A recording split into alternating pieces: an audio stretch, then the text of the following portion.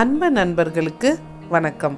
Summer start ஆயிடுச்சுனாலே rose milk ஷர்பத்துலாம் நம்ம சாப்பிடுவோம். அந்த ரோஸ் மில்க் சிரப்பை எப்படி வீட்டிலேயே செய்யறதுன்னு இன்னைக்கு நம்ம பார்க்க போகிறோம். அதுக்கு முன்னாடி நீங்கள் நம்ம சேனலை சப்ஸ்கிரைப் பண்ணலன்னா குயிக்காக சப்ஸ்கிரைப் பண்ணிவிடுங்க. கூடவே பெல் பட்டனையும் கிளிக் பண்ணிக்கோங்க. முதல்ல ஒரு பெரிய பாத்திரம் எடுத்துக்கோங்க. அதில் 750 மில்லிலிட்டர் தண்ணி, அதாவது 3/4 லிட்டர் தண்ணி சேர்த்து அதை நல்லா கொதிக்க விடுங்க.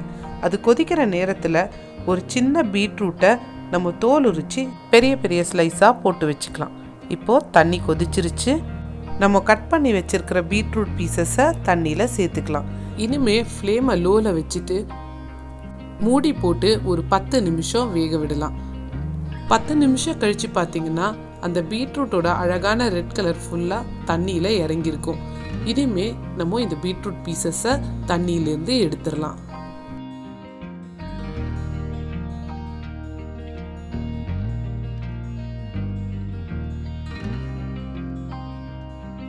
இந்த சிரப் ரெடி பண்ணுறதுக்கு நான் 250 கிராம் கல்கண்டு சேர்த்துக்கிறேன்.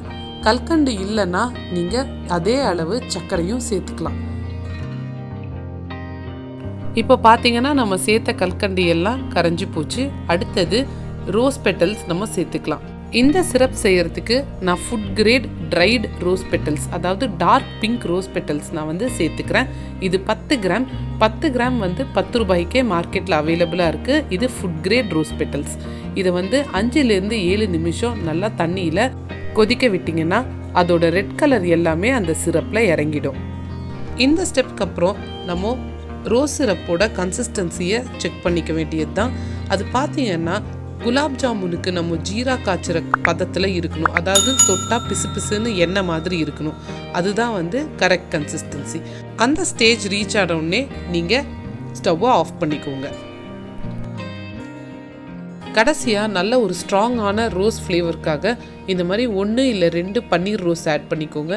இல்லைன்னா 1 டீஸ்பூன் ரோஸ் எசன்ஸ் சேர்த்துக்கோங்க. இதை மூடி வச்சுருங்க. இது 8லேருந்து 12 மணி நேரம் வரைக்கும் ஊறட்டும். இது எங்கள் வீட்டு ரோஸ் செடி. சீசனில் பார்த்தீங்கன்னா எந்த அளவுக்கு பூத்து குலுங்குதுன்னு உங்களுக்கே தெரியும். இப்போ கரெக்டாக ஒரு 12 மணி நேரம் ஆயிடுச்சு.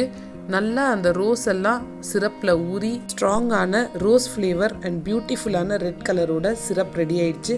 இதை நம்ம வடிகட்டி எடுத்துக்கலாம். இந்த வடிகட்டின சிரப்பை ஒரு நல்ல ஏர்டைட் கண்டெய்னரில் போட்டு நீங்கள் 1 மாதம் வரைக்கும் ரெஃப்ரிஜரேட் பண்ணி நீங்கள் யூஸ் பண்ணிக்கலாம்.